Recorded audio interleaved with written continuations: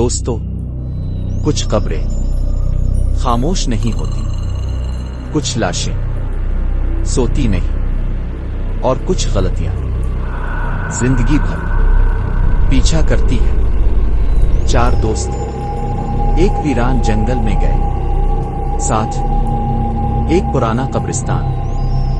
رات 2 بجے اچانک عورت کے رونے کی آواز، اور پھر ایک قبر جو اندر سے خود چکی تھی، ایک سڑا ہوا ہاتھ جو باہر آیا، اور اس کے بعد ایک دوست وہیں غائب ہو گیا۔